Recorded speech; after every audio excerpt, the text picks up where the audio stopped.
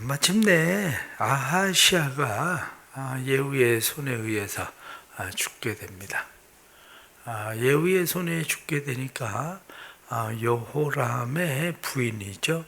여호람의 부인이었고 아하시아의 어머니였었던 아달랴가 이것을 보고 왕권을 찬탈합니다.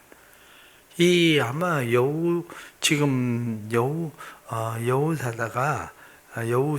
여우시아가 왕이 될 때의 성경 말씀을 보면 22살이라고 되어 있거든요. 22살에 왕이 되고 1년 동안 왕 노릇을 했는데 아마 이때에도 그 어머니의 영향력이 대단했을 겁니다.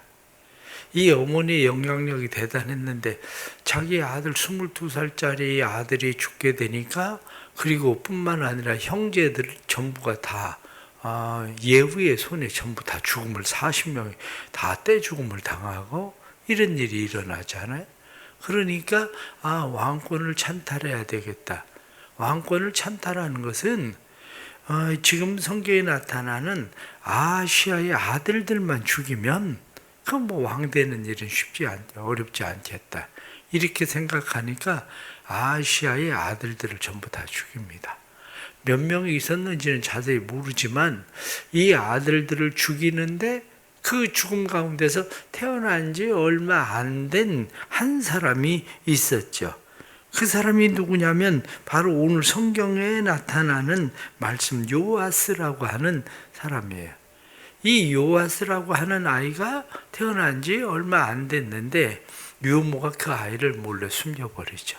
숨겨서 도망을 나오는데 이 도망을 어디로 도망을 가게 되느냐면 숨겨서 그러니까 아하시아하고 남매간이었었던 그에게로 이제 도망을 가는 거죠. 그래서 이 여호세바 성경에 나타난 말씀을 보면 여호사부앗 이렇게 이야기하는 사람입니다. 여호사부앗이라고도 역대하에는 되어 있고 오늘 성경 본문에는 여호세바 이렇게 되어 있는 그에게로 데리고 도망을 가는데 그는 누구냐면 제사장의 아내였었거든요. 제사장의 아내였으니까 그를 몰래 숨겨가지고 6년 동안 키우게 돼요. 6년 동안 몰래 키우고 있다가 그리고 나서 어느 날 백부장들을 불러드립니다. 백부장들을 불러드리는데 이 백부장들에 대해서는 성경에 나타난 말씀을 보면 그 이름들이 백부장에 자세하게 나와요. 역대하 23장 1절 말씀 보면 백부장의 5명의 이름이 자세하게 나오는데 백부장 5명이면은 군사가 500명이 되는 거죠.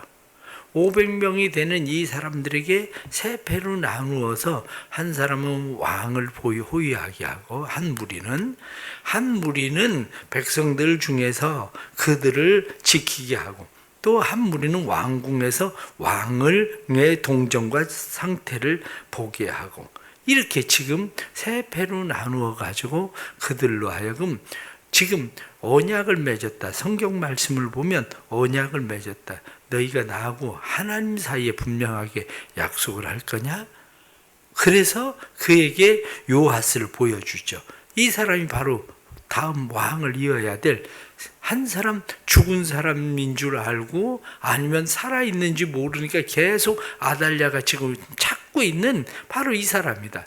그래서 그를 왕으로 세우게 되었다. 그래서 그를 왕으로 제사장이 성전에서 기름을 붓고 왕으로 세우니까 성전이 안식일에 요란해집니다. 이게 도대체 무슨 소린가? 그래서 아달랴가 그 일로 인해서 성전에 오게 되죠. 아마 이게 반역이라는 사실을 알았으면 그냥 그렇게 쉽게 오지는 않았을 거예요. 그런데 반역이라는 생각은 차마 하지도 못했을 거예요. 성전에서 요란한 소리가 나고 있다. 이렇게 이야기를 하니까 무슨 일인가 하고 거기를 가본 거죠. 거기를 가서 보니까 이 요아스라고 하는 어린아이 7살짜리밖에 안 되는 어린아이를 왕으로 세우고 그 일이 일어난 거거든요. 그러니까 지금 아달랴가 이야기하기를 반역이다. 이건 반역이다. 이렇게 이야기합니다. 이 반역이라고 하는 말이 케쉐르라고 하는 말이죠. 케쉐르, 반역. 그런데 이 요아스를 왕으로 세우는 일에 대한 약속을 할 때 반역이라고 얘기하지 않고 그건 언약, 하나님의 말씀대로 이루어지는 일, 이렇게 이야기하고 지금 아달랴는 이야기하기를 오히려 이것을 반역이라고, 쾌쉐르라고 그렇게 이야기하거든요. 그런데 여호야다가 이야기하기를 궁궐에선 죽이지 마라. 그래서 밖으로 나갔을 때 아달랴를 쳐서 죽이죠. 그리고 나서 성경에 나타나는 말씀을 보면 우상들을 제거하고 그리고 바알의 제사장 mat단이라는 사람을 죽이고 그리고 성전을 다시 잘 세우고, 왜 성전을 다시 세우게 되느냐면 우리가 역대하에 나타나는 말씀 역대하 24장 7절 말씀 보면 아달랴가 성전을 한 차례 완전 훼손을 시킵니다. 성전에 대해서 한 차례 성전을 파괴하고 성전에 있는 성물들을 가져다가 바알 제사를 드리는데 그 성물들을 사용을 해요. 이런 일이 일어나거든요. 그러니까 다시 성전을 수직하고 다시 성전을 세우고 이러한 일들에 대해서 행하게 되고 왕의 편에 속해 있었던 사람들을 죽였다. 그래서 나라가 평안해졌다 하는 이야기가 바로 오늘 성경 본문에 나타나는 그런 말씀이죠. 오늘 본문에 나타나는 이런 말씀 속에서 우리가 두 가지 또 말씀을 생각하려고 하는 것이 있습니다. 그것은 성경의 모든 역사는 시의 전쟁이에요. 시의 전쟁이라고 이야기하면 어떤 시의 전쟁이냐? 아담과 하와 거룩한 시로부터 시작해서 거룩한 시를 멸하려고 하는 그런 악한 사단의 세력과의 전쟁인 거죠. 원래 아담과 하와를 하나님께서 만드셨을 때에 하나님께서 이들을 거룩한 씨로 하나님께서 주신 거야. 그런데 사단은 어떻게 해서든지 이들을 멸하려고 계획하고 있는 거죠. 그러면서 그 이후에 갈라서게 되는 것이 있는데 그것이 가인과 아벨. 그런데 아벨은 가인에 의해서 죽음을 당하게 되죠. 그러니까 하나님께서 새로운 씨, 셋이라는 아담을 닮은 새로운 씨를 주셨다. 이렇게 되는 거죠.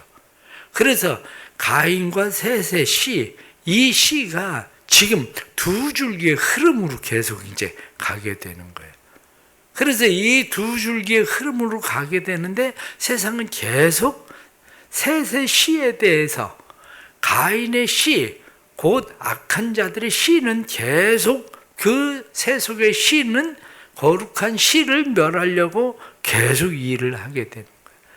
이것을 우리가 쭉 넘어가서 노아 홍수의 시대에도 역시 마찬가지고 그 이후에 또 다시 새로운 시에 대한 그런 전쟁이 일어나게 되고 그러면서 하나님께서는 아브라함이라고 하는 새로운 시를 또 하나님께서 선택하시고 이것이 계속 뒤로 넘어가면 마태복음에 나타나는 또 다른 새로운 시에 대한 전쟁에 대한 이야기가 나오는데 그것이 누구냐면 예수 그리스도와 헤롯에 대한 이야기예요. 예수 그리스도 그렇게 이야기하면 하나님의 거룩한 시 이렇게 이야기하는 시. 그런데 그를 죽이려고 헤롯은 사단은 헤롯을 통해서 그 시를 제거하려고 역사하는 거죠. 이 시의 전쟁이 왜 이게 중요한 거냐? 그것은 하나님께서 우리에게 주시는 사명 가운데 하나가 뭐냐면 우리를 거룩한 시로 보시는 거야. 거룩한 시. 그래서 이사야 선지자도 그렇고 예레미야 선지자도 그렇고 이러한 선지자들이 모두 보고 있는 것이 뭐냐면 이스라엘의 거룩한 시, 그 시를 하나님께서 남겨두시고 그 시를 통해서 다시 하나님의 역사가 일어나게 하는 거, 이러한 거거든요.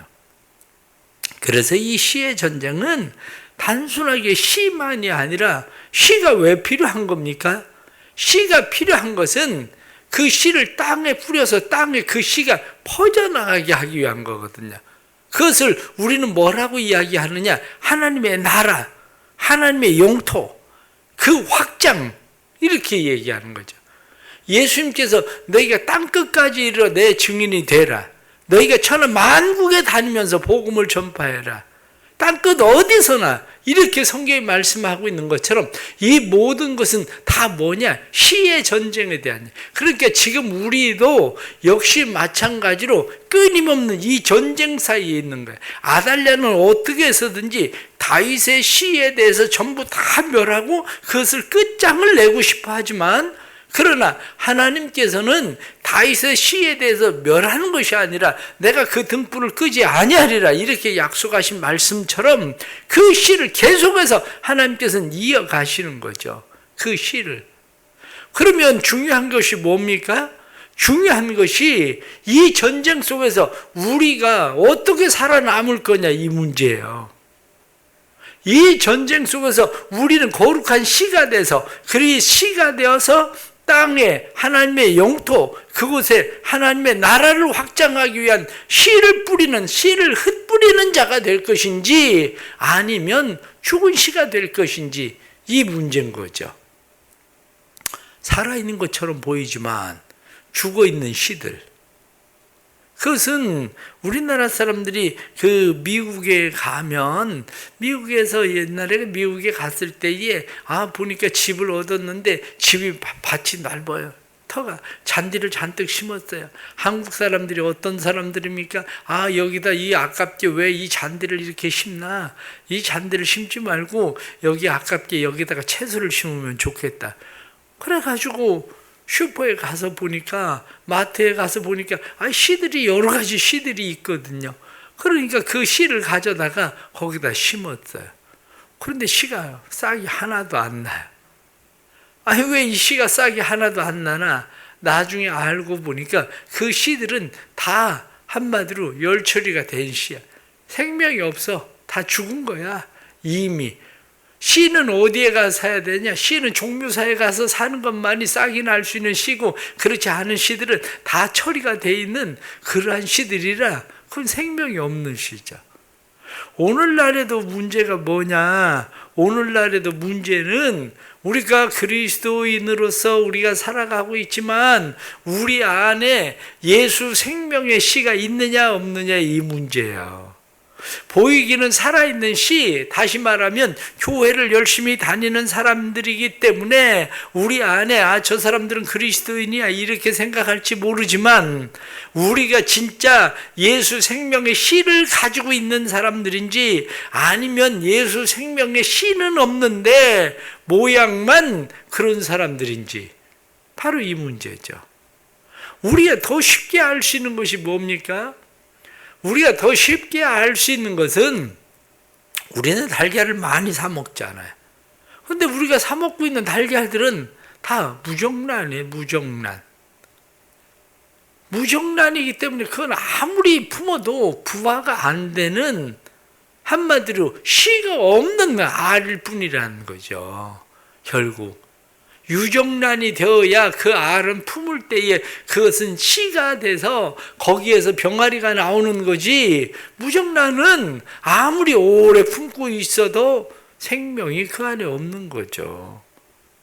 지금 당장 우리가 사람들을 볼 때에 저 사람은 어디 별로 그리스도인 같지 않을 수도 있고, 저 사람은 모양은 정말 좋은 그리스도인 같이 보여질 수도 있고, 그렇지만 그것이 우리의 눈에 보여지는 그것이 사실이 아니라는 거죠.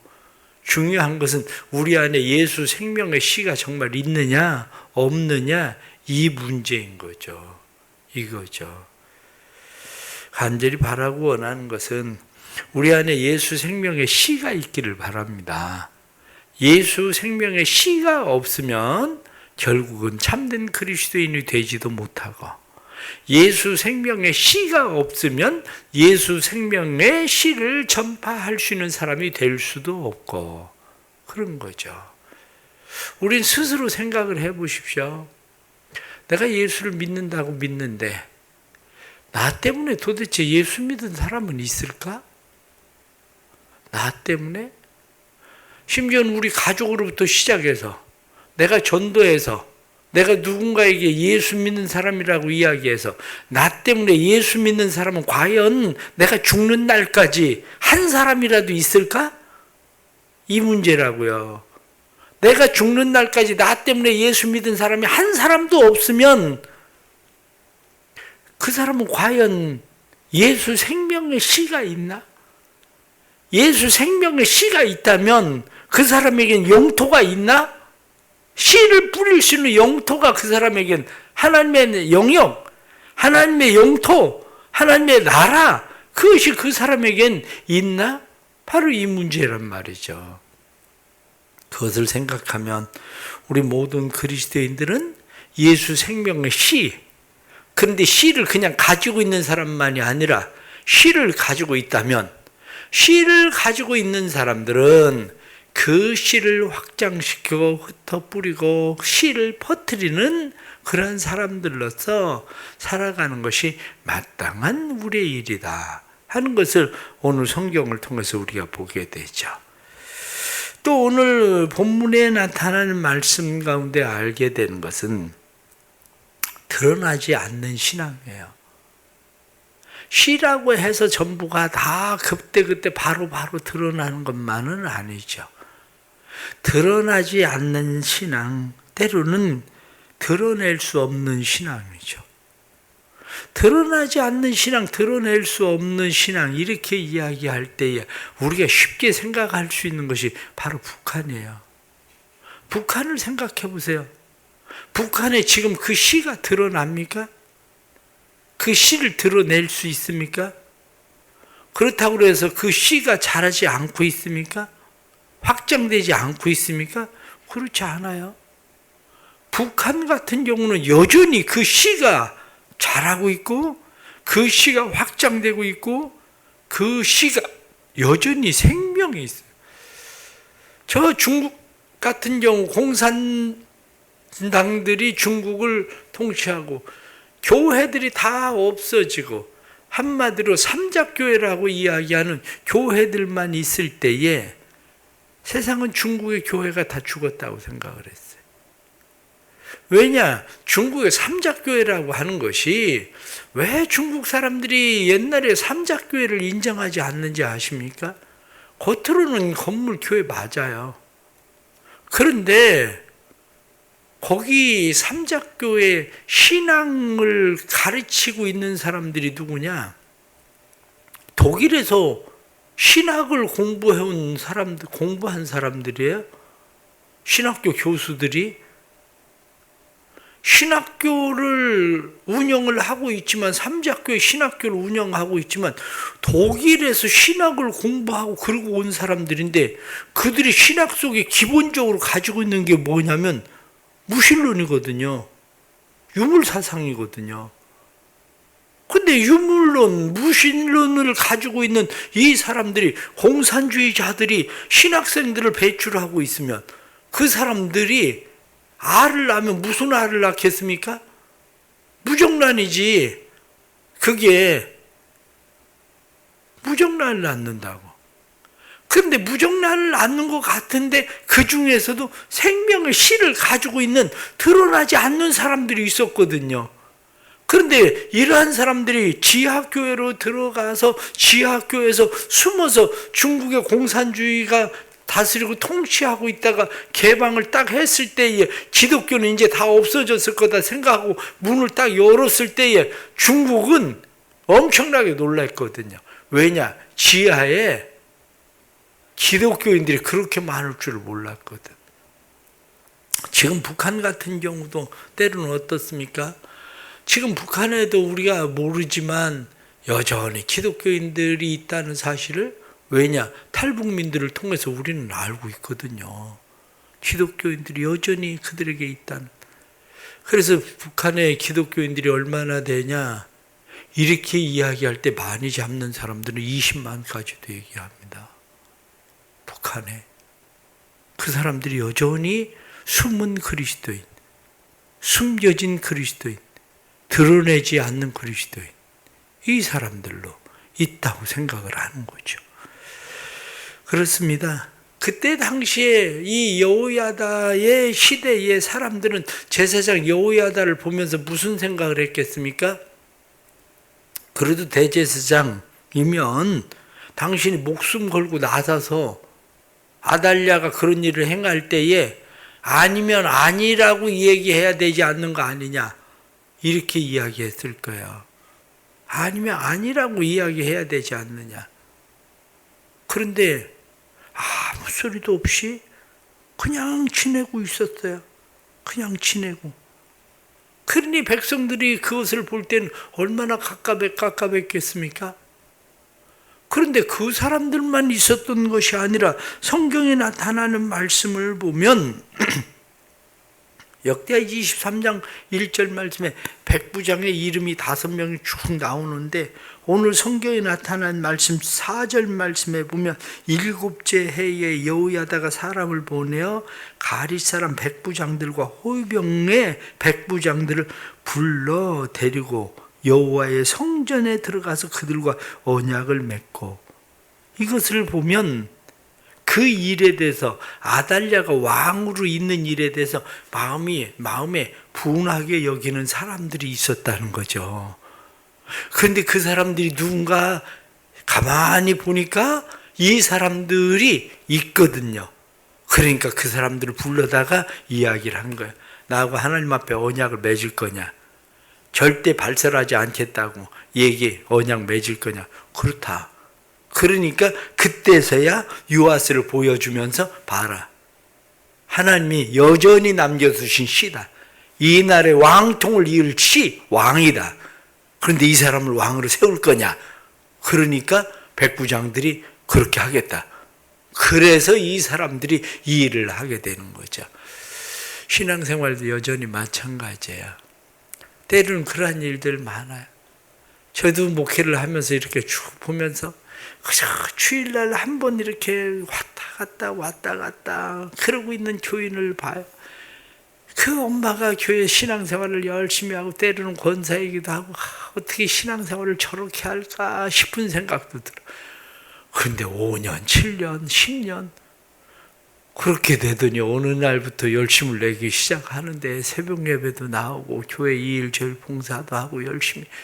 그것을 보면 겉으로만 모든 것은 다 볼 일이 아니라, 그때는 남편도 아직 교회도 안 다니고 애들은 어리기는 하고 뭐 직장 생활은 하기도 하고, 그러니까 뭘 할 수 있는 때가 아니었어. 그런데 아이들도 좀 한 10년 지나면서 아이들도 크고 남편과의 관계도 좋아지고, 그러면서부터 열심을 내서 새벽에도 나오고 늘 기도하러 오는 그런 모습을 보면서 그렇구나. 씨가 죽은 게 아니라 한마디로 드러나지 않는 씨, 숨겨져 있는 씨, 드러낼 수 없는 씨, 아직은 그 때가 사람마다 있는 거구나. 우리가 그것을 생각하면 사람을 그냥 겉으로만 우리가 생각하고 판단할 일만은 아니에요. 겉으로만 생각하고 쉽게 평가할 일은 아니에요. 왜냐? 다른 사람이 볼 때에도 이 6년 동안 숨겨 있는 이 동안에 아달랴를 볼 때 얼마나 사람들이 깝깝했겠어요. 참 한심하네. 저렇게 하고 대제사장 노릇을 하고 있다는 것이 참 얼마나 깝깝한가. 때로는 백부장들의 모습을 보면서 저 사람 옛날에 그렇게 왕에게 그렇게 충성하더니 아니 어떻게 저렇게 어느 날 갑자기 아달랴에게 붙어가지고 저렇게 하고 있을까. 그 모습을 보면서 깝깝했을 거예요. 그런데 겉으로 드러나는 것만이 전부는 아니라는 거죠. 다 하나님의 때가 있고 다 하나님께서 드러내시는 사용하시는 때가 있어요. 그렇게 생각하면 우리의 신앙도 때로는 드러나지 않는 신앙, 드러낼 수 없는 신앙의 사람들을 보면서 우리가 인간적으로만 판단하고 평가할 게 아니라 우리가 하나님 앞에서 이들을 어떻게 우리가 잘 보호해야 되는지 우리가 함께 잘 생각할 수 있는 그러한 신앙들 될 수 있기를 바랍니다. 기도하겠습니다. 하나님 아버지 감사합니다. 또 이렇게 귀한 은혜 주셔서 말씀 생각하게 하시니 감사합니다. 우리 안에 예수 생명의 씨가 분명한지 우리가 확실하게 우리의 씨를 우리가 분명하게 찾게 하시고 알게 해주시고, 그래서 우리가 살아있는 동안에 예수 생명의 사람들로 늘 살아갈 수 있도록 우리를 도와주옵소서.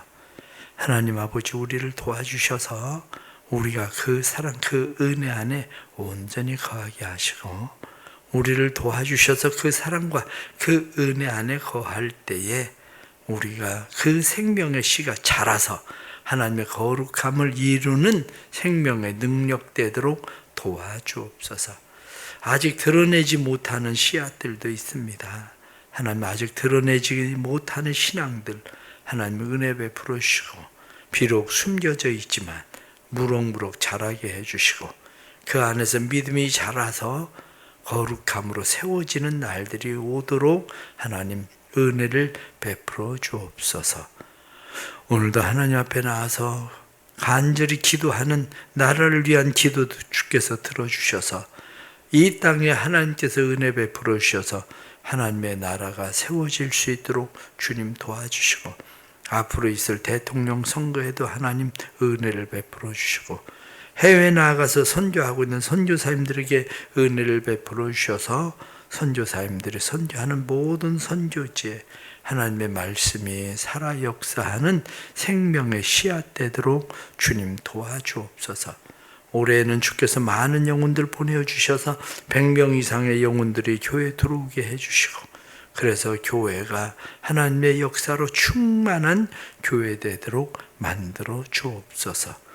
하나님께서 2월에 있을 각 수련회들을 위해도 함께 하시고, 오미크론 속에서도 하나님께서 수련회가 잘 진행돼서 우리 다음 세대들이 믿음의 세대들로 세워지도록 역사하여 주옵소서. 또 새벽에 사랑하는 자녀들을 위하여 기도하고, 남편을 위하여 기도하고, 가정을 위하여 기도하는 모든 기도들, 특별히 질병으로 고난당하는 성도들을 위하여 기도하는 기도에 주께서 응답해 주시고, 치료와 회복의 역사가 주 안에서 나타날 수 있도록 도와주옵소서. 성령이 함께 해주시고 은혜 베푸셔서 참된 믿음의 역사가 일어나도록 도와주옵소서. 예수님의 이름 받들어 기도드리옵나이다. 아멘.